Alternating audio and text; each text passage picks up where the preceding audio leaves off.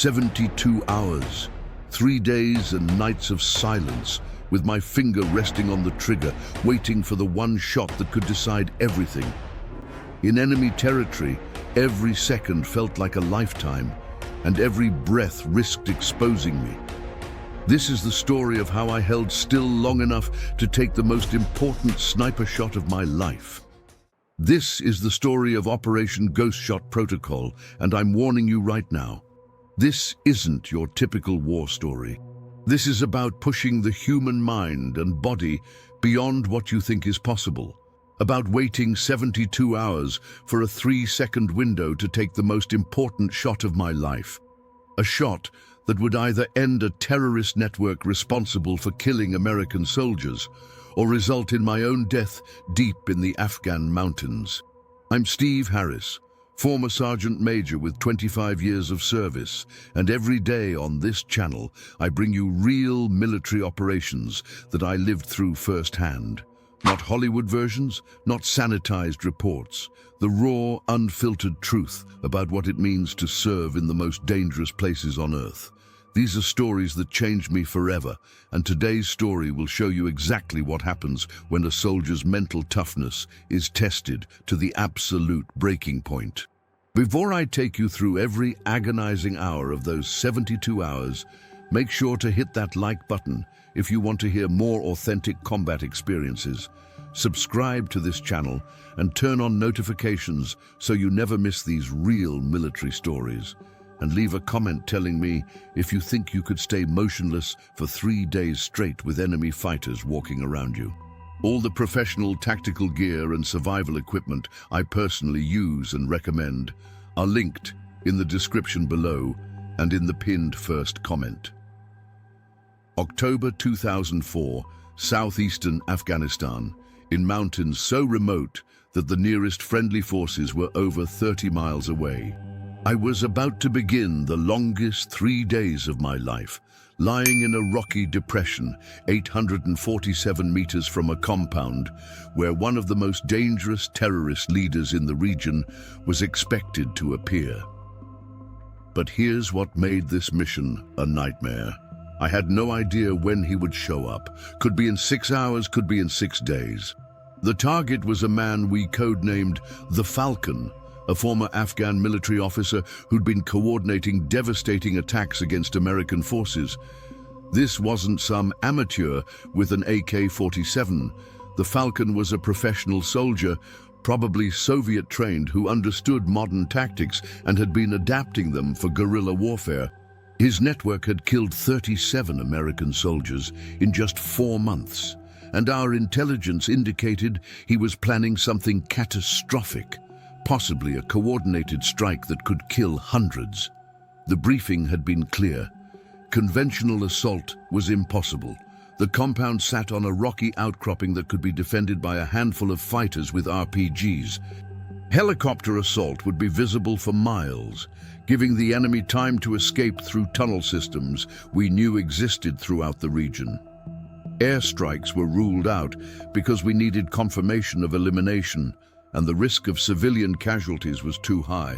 That left one option: precision elimination by a single sniper positioned at maximum effective range in a location where I could observe the compound for as long as necessary to complete the mission. What they didn't tell me during the briefing was how those 72 hours would feel like 72 years, and how many times I would question whether my mind could handle the psychological pressure. The weapon system I selected was the M24 sniper weapon system, a bolt-action rifle I'd trained with for years and trusted with my life. At 847 meters, with potential wind variables and temperature changes over multiple days, I needed equipment that was absolutely reliable. We mounted a Leupold Mark IV scope and loaded match-grade M118 LR ammunition designed specifically for long-range precision work. But the weapon was just one piece of a complex puzzle. I had to carry enough supplies to survive for up to a week in hostile territory. Water, high-energy rations, medical supplies, communication equipment. camouflage materials, and specialized gear for building a hide that would keep me invisible from enemy patrols. Every ounce of weight mattered because I'd be carrying this equipment across 15 miles of treacherous mountain terrain in complete darkness.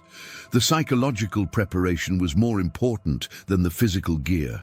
I spent days studying reconnaissance photos, memorizing every rock formation, every guard position, every possible approach route the enemy might use.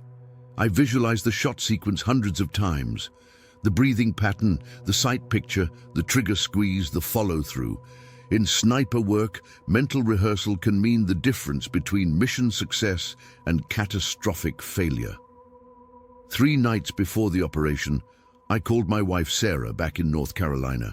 Military communications security meant I couldn't tell her specifics, but she could hear in my voice that this mission was different from routine patrols.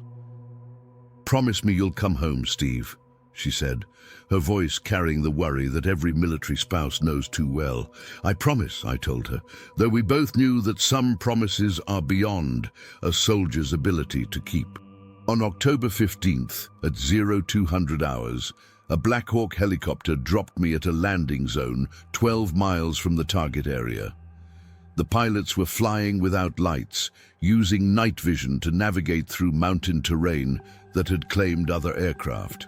As the rotor noise faded into the darkness, I was alone with nothing but my equipment, my training, and the growing realization that the next few days would test everything I thought I knew about my own limitations.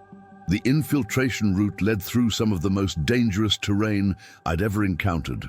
Rocky slopes that could shatter bones with a single misstep, ravines that dropped hundreds of feet into absolute blackness, and the constant awareness that enemy patrols could be anywhere in these mountains. Taliban and foreign fighters knew this terrain like their own backyards, and they'd proven time and again that they could move through these mountains faster than American forces thought possible.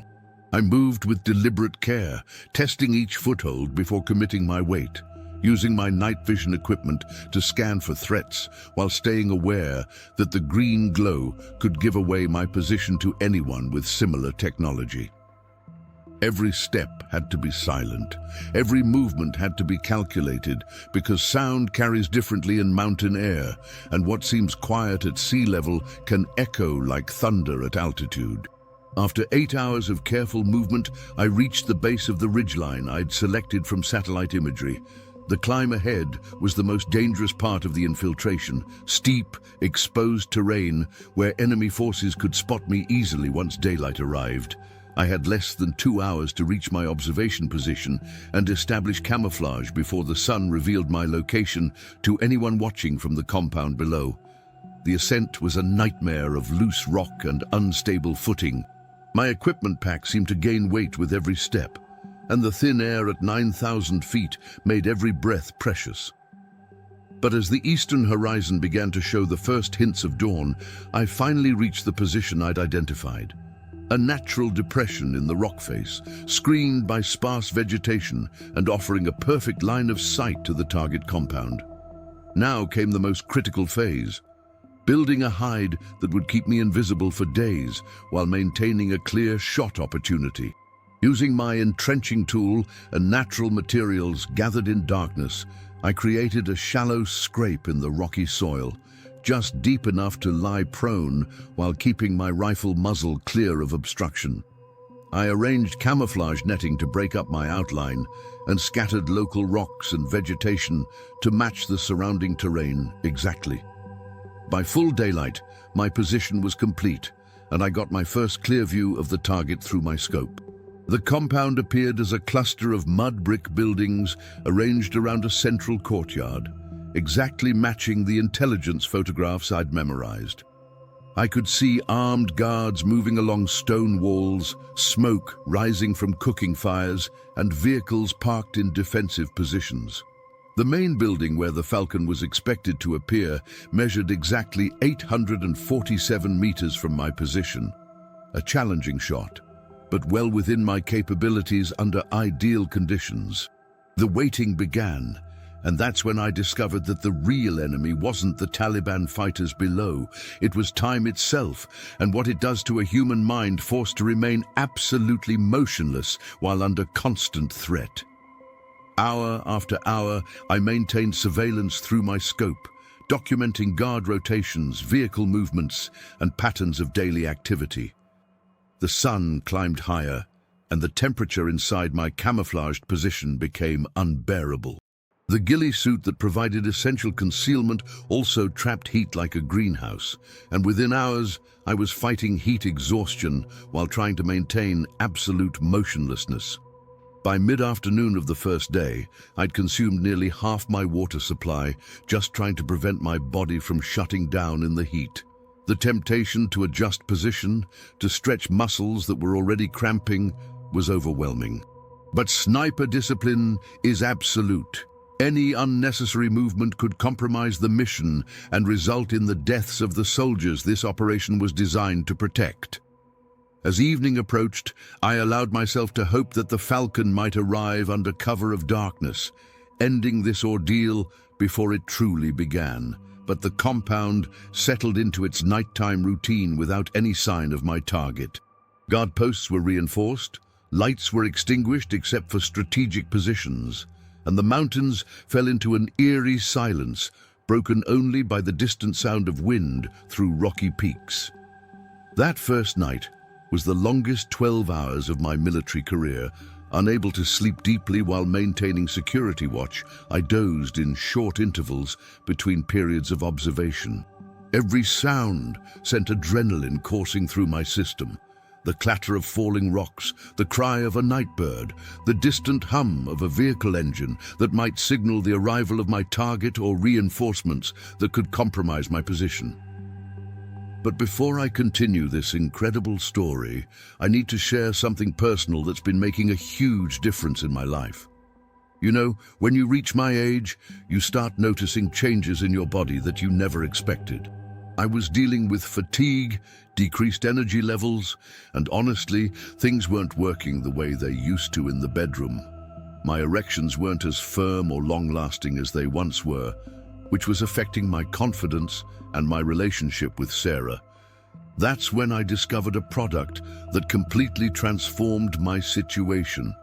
It's made an incredible impact on my energy, my confidence, and my intimate relationship with my wife. I've included the link in this video's description and in the first pinned comment below. Now, let's get back to those 72 hours that changed everything. Dawn of the second day brought the kind of terror that no amount of training can fully prepare you for. A patrol of 8 insurgents, heavily armed and moving with the practiced efficiency of experienced fighters, passed within 30 meters of my position. Close enough that I could see the details of their weapons, close enough to hear individual words in their Pashto conversations, close enough that I could smell the tobacco smoke from their cigarettes. My heart was pounding so violently, I was certain they would hear it echoing off the rocks around my position. But I remained absolutely motionless, controlling my breathing with techniques learned through years of sniper training, trusting completely in my camouflage and the discipline that had been drilled into me through countless hours of practice.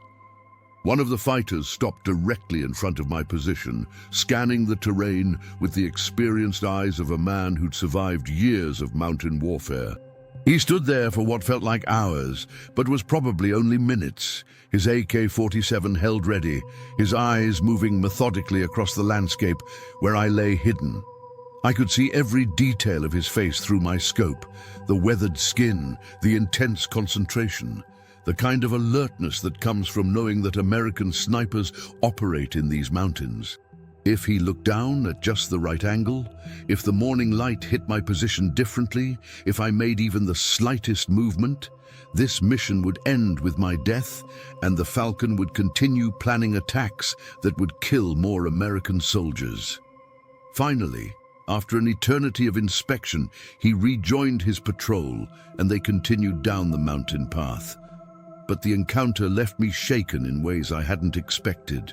This wasn't just about remaining hidden anymore. It was about the psychological warfare of knowing that death could find me at any moment, and that my ability to remain calm under that pressure would determine not just my survival, but the success of a mission that could save countless lives. The rest of the second day brought new challenges that pushed my physical and mental limits even further. Dehydration was becoming critical as the combination of altitude, heat, and stress drained my water reserves faster than I'd calculated. But leaving my position to find water wasn't an option. The Falcon could appear at any moment, and abandoning my post would mean weeks of planning and intelligence gathering would be wasted.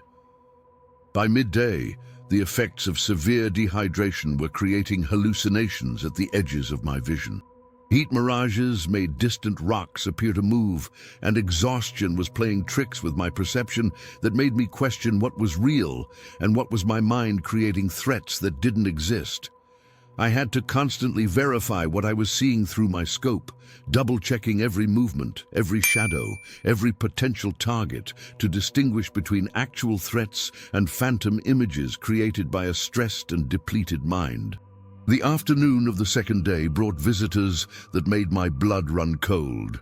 A convoy of 4 vehicles approached the compound, kicking up dust clouds that were visible from miles away in the clear mountain air. Through my scope, I watched as armed men began unloading equipment and supplies, their movements suggesting this wasn't a routine resupply mission. My pulse quickened as I adjusted my scope's focus, scanning each face that came into view, hoping and dreading that one of them might be the Falcon. But as figure after figure moved through my field of view, none matched the detailed profile I'd memorized from intelligence photographs. These were younger fighters, probably local Taliban recruits or foreign jihadists who'd crossed the border from Pakistan. Still, their arrival changed the entire dynamic of the compound. Guard rotations doubled, new observation posts were established, and the level of alertness among the defenders increased dramatically. What worried me most was how organized they appeared. These weren't the amateur fighters we sometimes encountered in other operations. They moved with military precision, established overlapping fields of fire, and positioned their vehicles in a way that suggested professional tactical training. If the Falcon had trained these men personally, it confirmed our intelligence assessment that he was far more dangerous than a typical insurgent leader. As the sun began its descent toward the western peaks, casting long shadows across the compound that complicated my observation, I realized that the psychological pressure was becoming as dangerous as any physical threat. Doubt was creeping into my thoughts like poison. What if the intelligence was wrong? What if the Falcon had changed his operational pattern? What if he'd been tipped off about American interest in this location and was deliberately staying away? These questions gnawed at me as I maintained my vigil through another sleepless night. But worse than the doubt was the growing awareness of how my body was shutting down. Severe dehydration was causing muscle cramps that I couldn't relieve without moving from my position. My hands were starting to shake slightly, a potentially catastrophic problem for a sniper who might need to take a precision shot at any moment. The mental games my exhausted mind was playing became more intense as the hours dragged on. I found myself having conversations with my wife, Sarah, reliving memories from my childhood in Tennessee, even arguing with my drill sergeant from basic training 20 years earlier. I had to constantly refocus on the mission, reminding myself that dozens of American lives depended on my ability to maintain professional discipline, despite the physical and psychological torture of remaining motionless for days. By dawn of the third day, I was approaching the absolute limits of human endurance. My body was consuming itself, breaking down muscle tissue for energy, since I'd rationed my food supplies to dangerous levels. But something was different about the compound's activity that morning.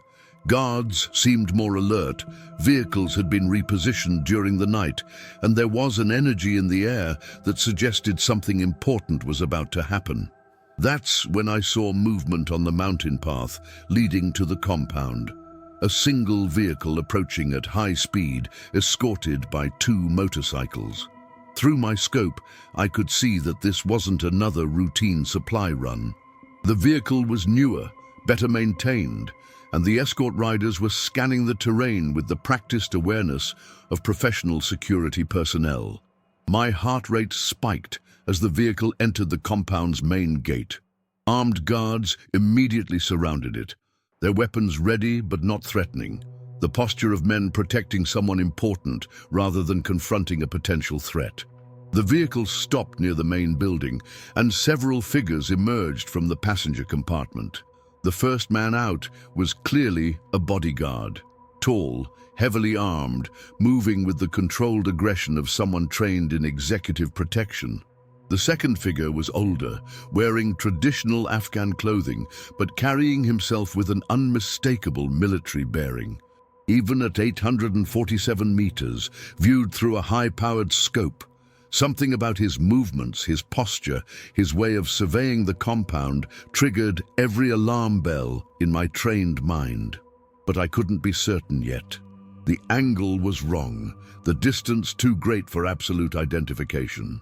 I needed a clear view of his face to confirm this was the Falcon, and that meant waiting for him to position himself where I could take the shot that would end this nightmare and complete the mission that had already cost me more than I'd ever imagined. The waiting continued, but now it was different. Instead of the hopeless uncertainty of the previous 2 days, I was waiting with purpose.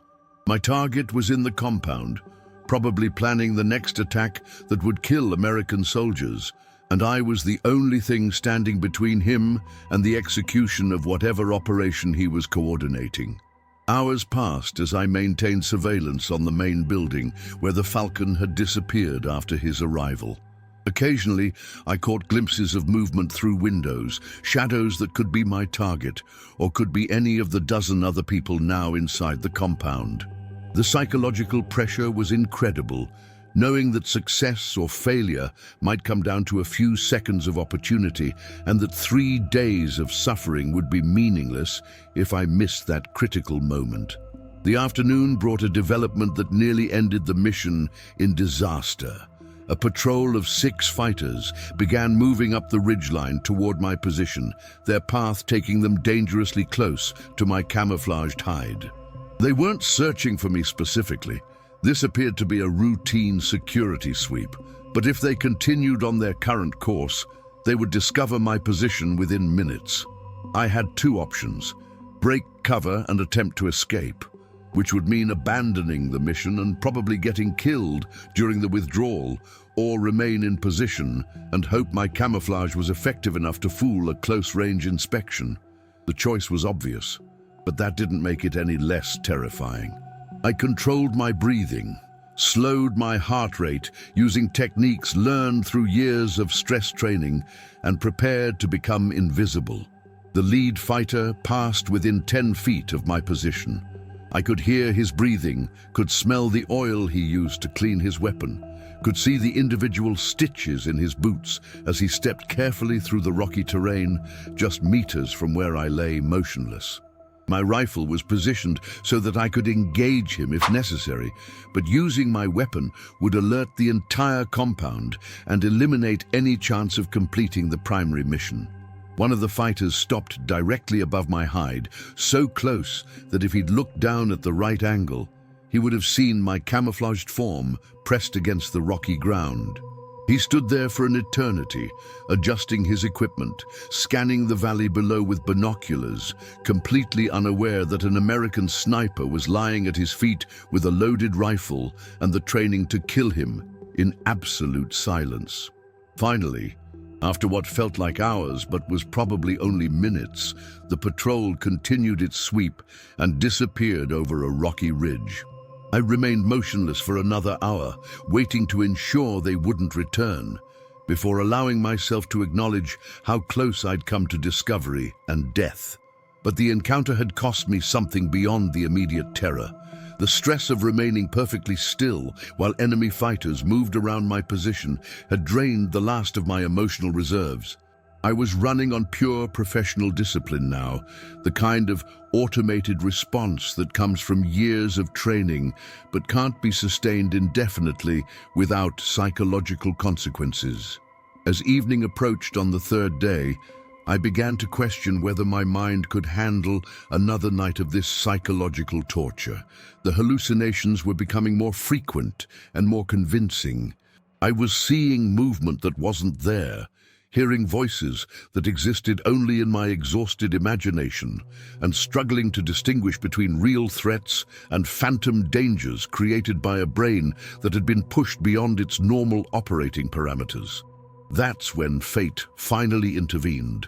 As the sun reached the perfect angle in the western sky, casting the compound in golden light that eliminated the shadows that had been obscuring my view, a figure emerged from the main building and walked into the central courtyard. Even at 847 meters, even through the heat shimmer rising from the sun-baked rocks, I knew immediately that this was my target. The falcon moved with the confident bearing of a man accustomed to command, surveying his domain with the practiced eye of a professional soldier. He paused in the courtyard, speaking with several subordinates, completely unaware that he was standing in the crosshairs of an American sniper who had waited 3 days for exactly this moment. I adjusted my scope slightly, compensating for the wind conditions I'd been monitoring for hours. The range was long but manageable. The light was perfect. The target was stationary. Everything I'd endured for the past 72 hours had led to this single moment of opportunity. But as I began the breathing sequence that would steady my aim for the shot, the falcon moved again, stepping behind a stone wall that blocked my line of sight. I waited, forcing myself to remain patient, even though my entire body was screaming for action after 3 days of motionless anticipation. Minutes passed.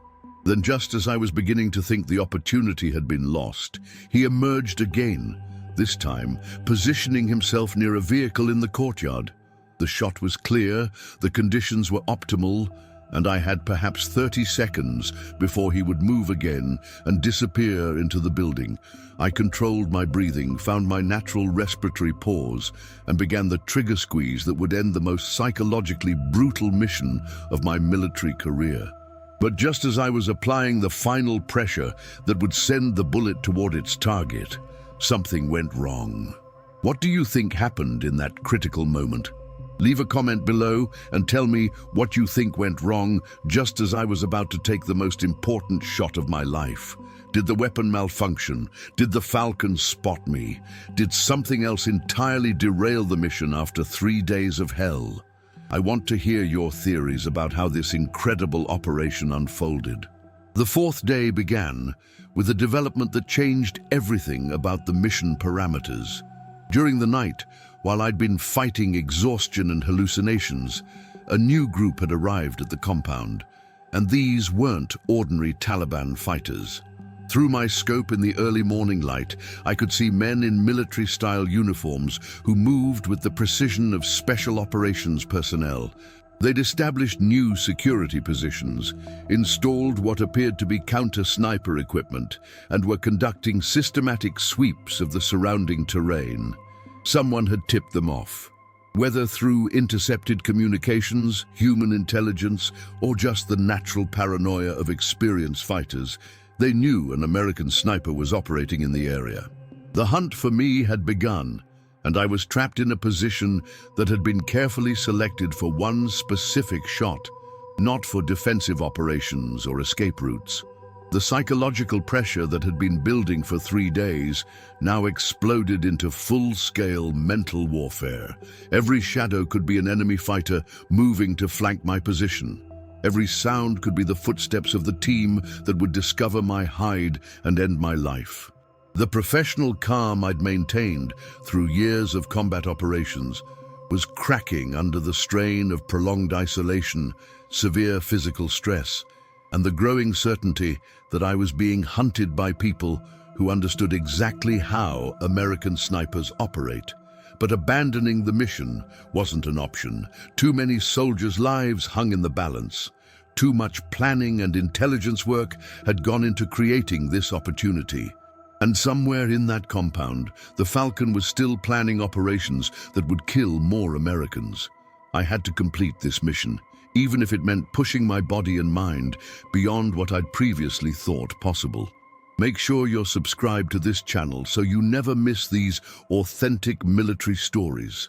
Hit that notification bell and you'll be alerted every time we upload new combat experiences from my 25 years of service. Also, if this story is keeping you on the edge of your seat, smash that like button to help other people discover these real military operations. And don't forget to check out all the professional tactical gear I personally use and recommend. Everything is linked in the description and in the first pinned comment. These are tools that could save your life in extreme situations. The morning of the fourth day brought a sight that made my blood run cold. The new security team had positioned what appeared to be a counter-sniper system on the roof of the main building. Sophisticated equipment that could detect the reflection from rifle scopes or the heat signature from concealed positions. If they activated that system and conducted a systematic scan of the surrounding terrain, my position would be compromised within minutes. I had to make a decision that went against every instinct developed through years of sniper training. Instead of maintaining my carefully prepared position, I would have to relocate during daylight hours, moving through terrain that offered minimal concealment while carrying equipment that could get me killed if spotted by any of the dozen fighters now searching for me. But first, I had to complete the mission. The Falcon was still in that compound, still planning operations that would cost American lives, and I was still the only person in position to stop him. If I could take the shot before being forced to relocate, 3 days of hell would finally have meaning. That's when I saw him again. The Falcon emerged from the main building, this time wearing a military-style uniform that left no doubt about his identity.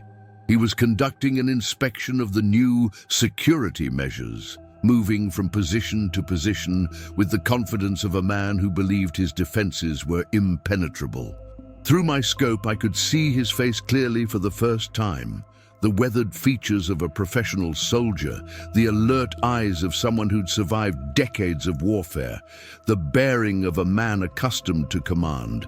This was definitely the target I'd been sent to eliminate, the terrorist leader responsible for killing American soldiers, and he was standing in my crosshairs at a range where I could guarantee mission success.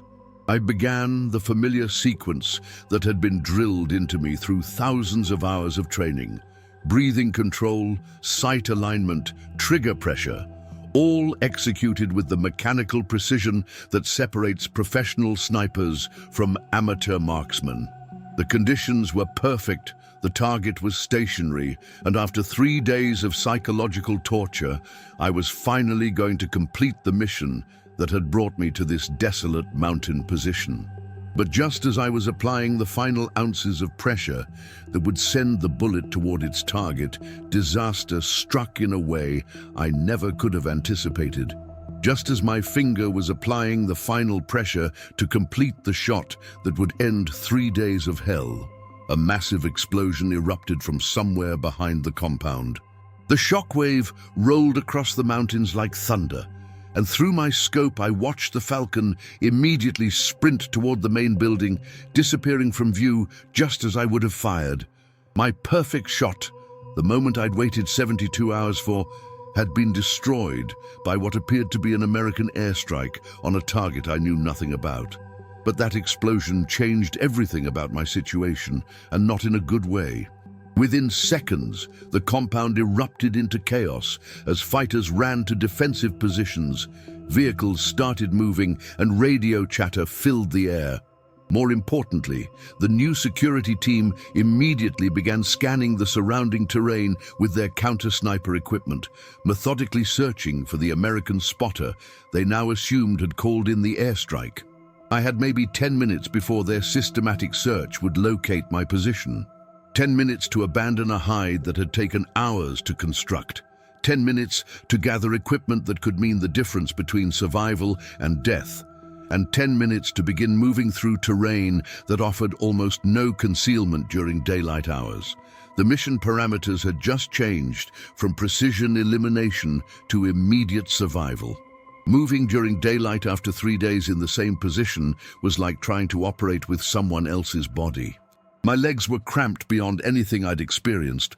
My vision was compromised by dehydration and exhaustion, and my hands were shaking so badly I could barely manipulate my equipment. But the alternative to moving was certain death.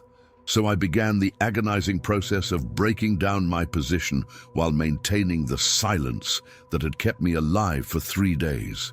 Every piece of equipment had to be secured without making noise that would carry to the compound below. Every movement had to be calculated to avoid creating silhouettes that would be visible to the counter-sniper team now actively hunting me. And every second that passed increased the probability that sophisticated detection equipment would identify the heat signature from my position and direct a squad of professional fighters to my exact location. I managed to pack my essential gear and begin moving just as I heard the distinctive whine of vehicles climbing the mountain path toward my ridgeline. They weren't taking any chances. Multiple teams were converging on the area where they suspected an American sniper had been operating. My head start was measured in minutes, not hours, and I was about to begin the most dangerous movement of my military career. The terrain I had to cross was a nightmare of exposed rock faces and steep ravines that would funnel me into predictable routes where ambushes could be waiting. But I had one advantage that years of mountain warfare had taught me to exploit. I understood how sound travels in high-altitude environments, and I could use the acoustic properties of the terrain to monitor my pursuers while staying ahead of their search pattern. Moving down the backside of the ridge, I could hear vehicles positioning themselves at strategic points, while dismounted patrols began systematic sweeps of areas where a sniper might have concealed himself. They were good, professional, methodical, and clearly experienced in hunting American special operations personnel. But they were also making the mistake of assuming I would follow predictable escape routes toward areas where extraction might be possible. Instead, I did something that went against every survival instinct and tactical doctrine I'd ever learned.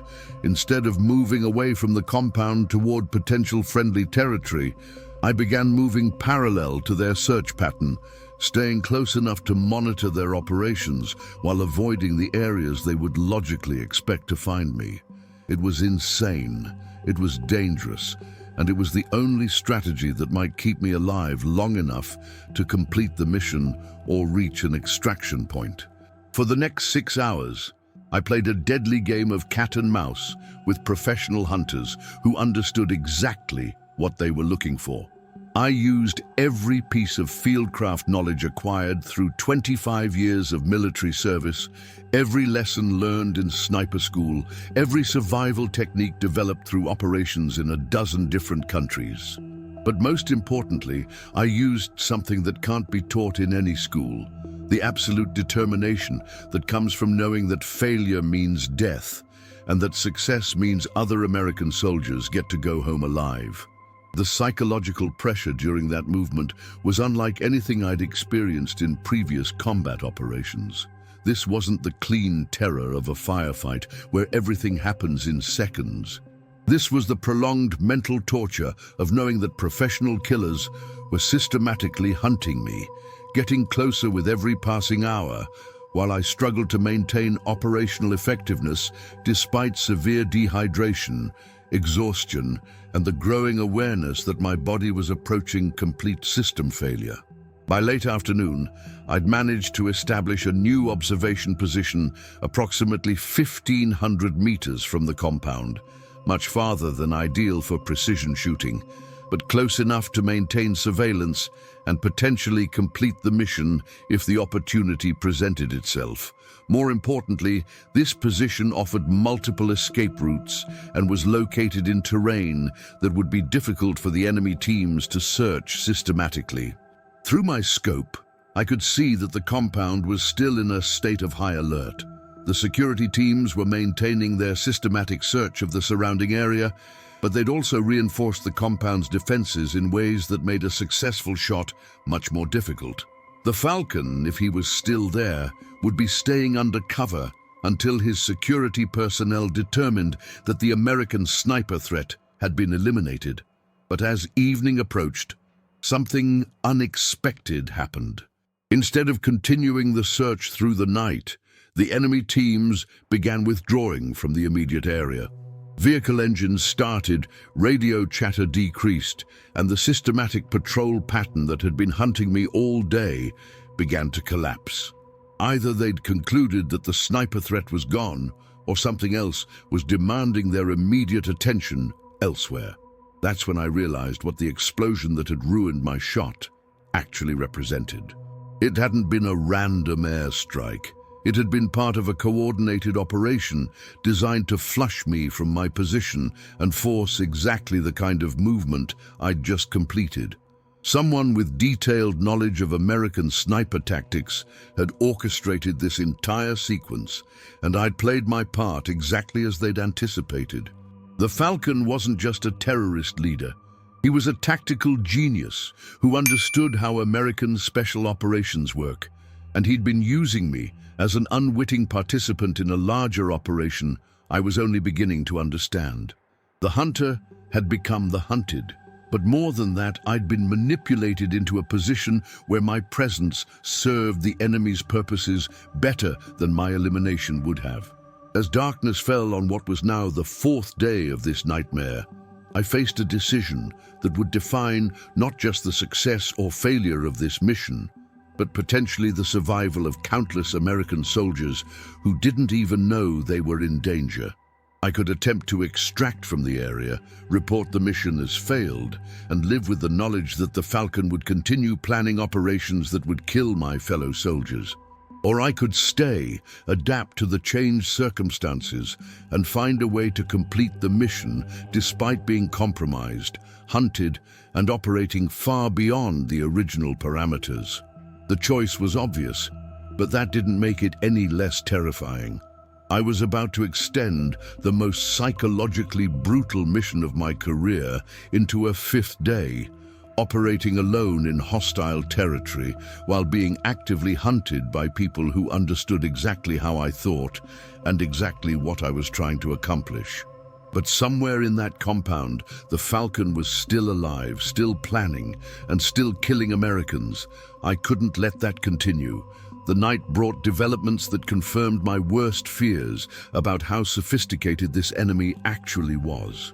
Using night vision equipment to monitor the compound, I watched as they began constructing what appeared to be a mock sniper position on the ridgeline where I'd spent the previous 3 days. They were using my abandoned hide as a training site, teaching their fighters how American snipers operate and how to detect similar positions in the future. But more disturbing was the realization that they'd recovered equipment I'd been forced to abandon during my hasty withdrawal. Through my scope, I could see fighters examining gear that would tell them exactly what kind of weapon system I was using, what my effective range was, and potentially even which unit I was assigned to based on specific modifications to standard equipment. The intelligence value of that captured material was catastrophic, not just for this mission, but for every American sniper who would operate in this region for years to come. They now had detailed information about our capabilities, our equipment, and our tactics that could be used to kill dozens of my fellow soldiers in future operations. That made completing this mission more than just eliminating one terrorist leader. It had become about preventing the tactical knowledge they'd gained from my compromised position from being used against other American forces. I had to find a way to eliminate the Falcon and destroy the intelligence they'd gathered, or accept responsibility for every American death that resulted from their improved understanding of our operations. The fifth day began with a sight that changed everything about how I understood this mission. Instead of the defensive posture I'd expected after 4 days of heightened security, the compound was bustling with activity that suggested preparation for a major operation. Vehicles were being loaded with equipment, personnel were conducting final briefings, and everything about their behavior indicated that whatever the Falcon had been planning was about to be executed. I was watching the final preparations for an attack that would kill American soldiers, and I was the only person in position to prevent it. But stopping it would require taking a shot at a range that pushed the absolute limits of the weapon system I was carrying, under conditions that were far from ideal, while being actively hunted by professional counter-sniper teams who would locate and eliminate me within minutes of my muzzle flash being detected. Through my scope, I finally got a clear view of the Falcon as he emerged to conduct a final inspection of his forces. Even at 1,500 meters, his bearing and movement patterns confirmed everything our intelligence had suggested about his professional military background. This was a man who understood warfare at a level that made him exponentially more dangerous than typical insurgent leaders. He was standing in the compound's central courtyard, briefing what appeared to be team leaders for the operation they were about to execute. I had a clear shot, but the range was extreme, the wind conditions were challenging, and taking the shot would immediately reveal my position to everyone in the compound.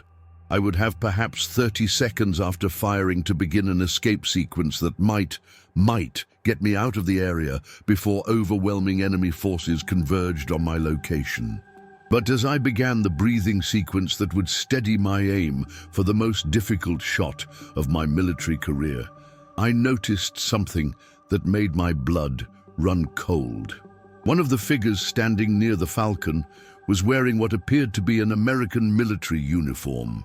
At this distance, I couldn't be certain, but the possibility that they were holding an American prisoner, or worse, that an American soldier had been turned, added a complication that could make this shot impossible to take. I had to get closer. 1,500 meters was beyond the reliable range for positive target identification under these conditions, and the stakes were too high to risk killing an American based on uncertain observation. But moving closer meant abandoning my current position and attempting to infiltrate through terrain that was now crawling with enemy personnel who were actively searching for me. The decision required balancing the certainty of completing the mission against the probability of survival, weighing the lives that would be saved by eliminating the Falcon against the lives that might be lost if I was captured or killed before completing the shot. It was the kind of calculation that no amount of training can truly prepare you for, but that every professional soldier understands they might have to make. I chose to move closer. The movement to a closer position was the most dangerous thing I'd attempted in 25 years of military service. I had to cover 800 meters of exposed terrain while enemy search teams were actively hunting for me, carrying equipment that would get me killed if discovered, and do it all while my body was operating on fumes after 4 days of extreme stress and minimal food and water. Every step had to be calculated not just for concealment, but for the acoustic signature it would create in the thin mountain air. Every pause had to be timed to coincide with natural sounds that would mask any noise from my movement. And every decision about route selection had to balance speed against the probability of detection by an enemy that was getting more sophisticated and more determined with every passing hour. It took me 3 hours to cover those 800 meters, 3 hours of the most intense psychological pressure I'd ever experienced. Not the clean terror of direct combat where everything happens in seconds, but the prolonged mental torture of knowing that discovery meant not just death, but the failure of a mission that had already cost more than anyone should be asked to pay. When I finally reached a position 700 meters from the compound, close enough for reliable target identification, but still within the effective range of my weapon system, what I saw through my scope changed everything about how I understood this entire operation. The figure in American military clothing wasn't a prisoner or a turncoat. It was the Falcon himself, wearing captured American equipment as some kind of psychological warfare tactic. But more disturbing was the realization that the briefing he was conducting wasn't for a future operation. It was a post-action review for an attack that had already been executed, an attack on an American convoy that had happened while I'd been stalking through the mountains trying to get into position for this shot. Through my scope, I could see maps spread across a table in the compound's courtyard, and even at 700 meters, the route markings were clearly visible. They'd hit a supply convoy on Highway 1, probably within the last few hours, and they were already planning follow-up attacks based on what they'd learned about American response patterns and security procedures. The intelligence they'd gathered from my abandoned equipment was already being put to use against other American forces, and every minute I delayed taking this shot meant more soldiers were going to die in attacks that used tactics learned from studying how I operated. But the shot I was contemplating was still at the absolute limit of what was possible under these conditions. 700 meters in variable wind, with a target that was constantly moving, while being hunted by professional counter-sniper teams who would locate my position within seconds of my muzzle flash being detected. I would have exactly one opportunity to make this shot count, and if I missed, the Falcon would escape to continue killing Americans while I would likely die in this desolate mountain position. I spent the next hour conducting the most detailed pre-shot analysis of my military career. Wind speed and direction at multiple points along the bullet's flight path, temperature variations that would affect ballistic performance, the target's movement patterns and the timing windows when he remained stationary long enough for a precision shot, the escape routes available from my current position and the time I would have to reach them before enemy forces converged. Every variable had to be calculated perfectly because there would be no second chance. This shot would either end the most psychologically brutal mission of my career with success, or it would end with my death and the knowledge that I'd failed to stop a terrorist leader who would go on to kill countless American soldiers.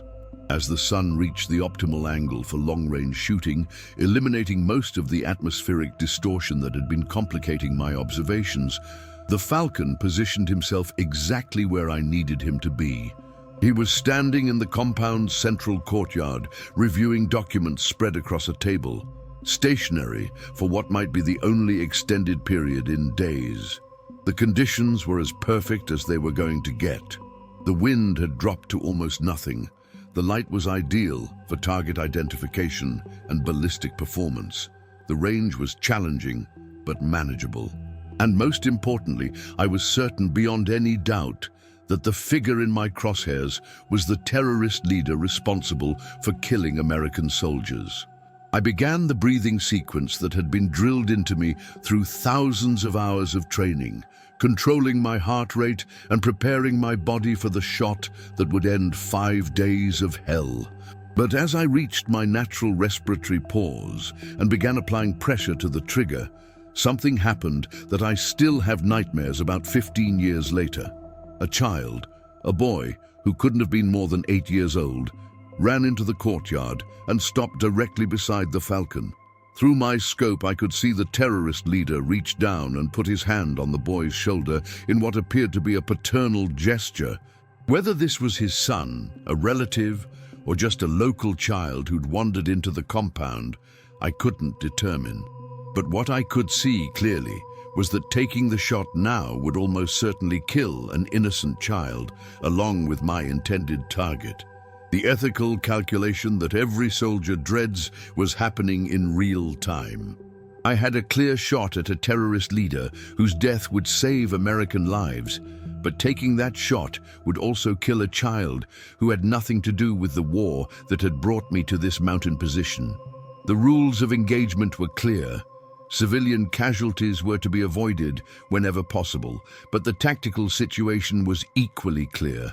This might be my only opportunity to complete a mission that had already cost far more than anyone should be asked to pay.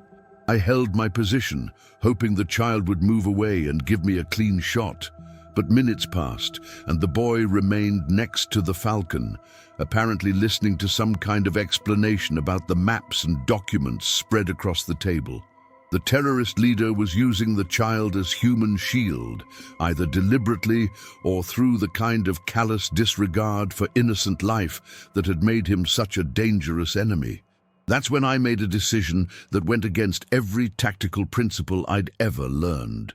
Instead of taking the shot while I had the opportunity, I chose to wait for conditions that would allow me to eliminate the target without harming the child. It was a decision that could cost American lives if the Falcon escaped, but it was also the decision that allowed me to maintain the moral standards that separate professional soldiers from the terrorists we fight. The wait felt like hours, but was probably only minutes. Finally, the child ran back toward one of the compound's buildings, leaving the Falcon alone in the courtyard. But by then, the terrorist leader had moved to a position that was partially concealed by a stone wall, offering only a marginal shot angle that would require perfect execution under less than ideal conditions. I adjusted my aim point to compensate for the partial concealment, calculated the bullet's path through the gap in the wall, and began the trigger sequence one more time. But as I was applying the final pressure that would send the bullet toward its target, the Falcon suddenly looked directly toward my position. Even at 700 meters, even through a high-powered scope, the moment of eye contact was unmistakable. Whether through some sixth sense developed through years of warfare, or simply through the kind of tactical awareness that had kept him alive this long, he knew exactly where I was. For a split second that seemed to last forever, we stared at each other across the distance, the American sniper and the terrorist leader whose deadly game had finally reached its conclusion. Then I took the shot. The bullet's flight time at 700 meters gave the Falcon almost a full second to react, but there was nowhere for him to go. The 7.62mm round struck him center mass, and through my scope, I watched as the man responsible for killing 37 American soldiers collapsed in the compound's courtyard. After 5 days of psychological torture, physical degradation, and moral challenges that had tested everything I believed about myself as a soldier, the mission was finally complete. But completion of the shot was only the beginning of the escape sequence that would determine whether I survived to report the mission's success. Within seconds of my muzzle flash being detected, the compound erupted into chaos as fighters ran toward vehicles and began coordinating a response that would bring overwhelming force to my position within minutes. I had perhaps a 3-minute head start before enemy forces began arriving at my location, and I was still 700 meters from the nearest terrain that offered real concealment for a sustained escape and evasion sequence. Moving with speed that surprised me after 5 days of physical abuse, I began the withdrawal that would either get me to an extraction point or end with my death in these desolate mountains. The next 12 hours were a blur of movement through terrain that seemed designed to kill anyone attempting to cross it at speed. Rocky ravines that could break bones with a single misstep, steep climbs that left me gasping in the thin air, and the constant awareness that professional hunters were systematically searching for me, using every advantage that modern military technology could provide. But I had one crucial advantage that kept me ahead of their pursuit. I was moving toward a predetermined extraction point that had been established before the mission began, while they were attempting to predict my route based on general knowledge of American escape and evasion procedures. As long as I could maintain the pace required to reach that extraction point before they could establish blocking positions, I had a chance of survival. The extraction itself was everything that 5 days of hell had earned me. A Black Hawk helicopter, piloted by some of the most professional aviators in the American military, lifting me out of hostile territory and back to a forward operating base where medical personnel, intelligence officers, and mission commanders were waiting for the debrief that would determine whether Operation Ghost Shot Protocol had achieved its objectives. The medical evaluation revealed what I already knew, that 5 days of extreme stress had pushed my body beyond its normal operating limits and would require weeks of recovery. Severe dehydration, muscle deterioration from prolonged immobility, and psychological effects that wouldn't fully manifest until months later. But I was alive, the mission was complete, and the Falcon would never again plan operations that killed American soldiers. The intelligence value of the mission's success extended far beyond the elimination of a single terrorist leader. The documentation and equipment recovered from the compound provided crucial information about insurgent networks, operational planning procedures, and the sophisticated tactics being used against American forces throughout the region. Operations that had been planned for weeks were disrupted, supply networks were compromised, and dozens of potential attacks were prevented by intelligence gathered during the post-mission analysis. But perhaps most importantly, the success of Operation Ghost Shot Protocol demonstrated that American Special Operations Forces could operate effectively in the most challenging environments against the most sophisticated enemies. It proved that the training, equipment, and professional standards that define our military are sufficient to overcome any challenge when applied with the kind of determination that comes from knowing that American lives depend on mission success. Looking back 15 years later, I realized that those 5 days in the Afghan mountains changed me in ways that I'm still discovering. The psychological pressure of remaining motionless for 72 hours while being hunted by professional killers taught me things about my own mental resilience that no training exercise could have revealed. The moral challenges of taking precision shots while protecting innocent life reinforced my understanding of what separates professional soldiers from the enemies we fight. Most importantly, Operation Ghost Shot Protocol reminded me why I chose to serve for 25 years in the most dangerous places on Earth. Not for glory, not for recognition, but for the knowledge that sometimes a single soldier in the right place at the right time can make the difference between life and death for fellow Americans who will never know his name or understand the price that was paid to keep them safe. The nightmares still come sometimes. Dreams about lying motionless in rocky hides while enemy fighters pass close enough to touch. Dreams about taking shots at ranges that push the limits of human capability. Dreams about making split-second decisions that determine who lives and who dies. But those nightmares are balanced by the knowledge that the Falcon never again planned operations that killed American soldiers, and that somewhere soldiers who never knew they were in danger went home to their families because of a mission that tested everything I thought I knew about my own limits. That's what military service really means, not the Hollywood versions or the sanitized stories told in official reports, but the reality of pushing yourself beyond what you think is possible because other people's lives depend on your willingness to pay that price. It's about making decisions that no amount of training can fully prepare you for, and living with the consequences of those decisions for the rest of your life. If this story has given you a new understanding of what our military personnel face in combat operations around the world, make sure you're subscribed to this channel for more authentic military experiences. Hit that like button if you appreciate real stories from real soldiers, and leave a comment telling me about your own military service or how these stories have affected your understanding of what our troops go through overseas. Also, don't forget to check out all the professional tactical gear and equipment I personally use and recommend. Everything is linked in the description below and in the first pinned comment. These are tools that have been tested in the most extreme conditions and could make the difference between life and death in critical situations. Thank you for taking this journey with me through one of the most challenging missions of my military career. Until next time, this is Steve Harris reminding you that freedom isn't free. And somewhere tonight, American soldiers are standing watch so that you and your families can sleep safely.